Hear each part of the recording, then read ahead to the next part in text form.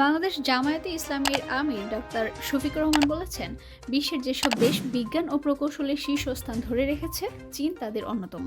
চীনের কাছ থেকে আমাদের শেখার এবং জানার অনেক কিছু রয়েছে।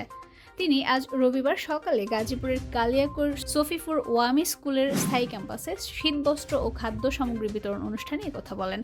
এই অনুষ্ঠান আয়োজন করেছিল লং লিভ ফ্রেন্ডশিপ নামের একটি সংগঠন। অনুষ্ঠানের প্রধান অতিথির বক্তব্যে শফিকুর রহমান উল্লেখ করেন, চীনের গুরুত্বপূর্ণ ব্যক্তিরা বাংলাদেশের সমাজ পরিবর্তনে অবদান রেখেছেন।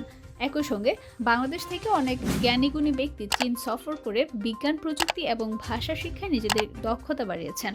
তিনি আশা প্রকাশ করেন, ভবিষ্যতে চাইনিজ ভাষা শিক্ষার জন্য একটি উচ্চতর একাডেমি প্রতিষ্ঠা করা হবে, যা বাংলাদেশের নতুন প্রজন্মকে চীনের সঙ্গে আরও ঘনিষ্ঠ সম্পর্ক গড়ে তুলতে সহায়তা করবে।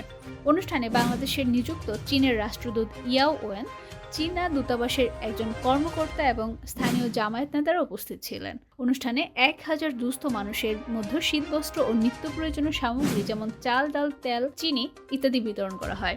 শফিকুর রহমান বলেন, আজকে চায়না রিপাবলিকের রাষ্ট্রদূত এবং তার সহকর্মীরা যে মহৎ কাজের অংশ হিসেবে এখানে এসেছেন, আমরা বাংলাদেশের জনগণের পক্ষ থেকে তাদের প্রতি গভীর কৃতজ্ঞতা প্রকাশ করছি। আশা করছি এই সহযোগিতা আরও গভীর হবে এবং এগিয়ে যাবে। অনুষ্ঠানে চীনের রাষ্ট্রদূত ইয়াও ওয়েনকে ওয়ামি স্কুলের শিক্ষার্থীরা ফুল দিয়ে অভ্যর্থনা জানান।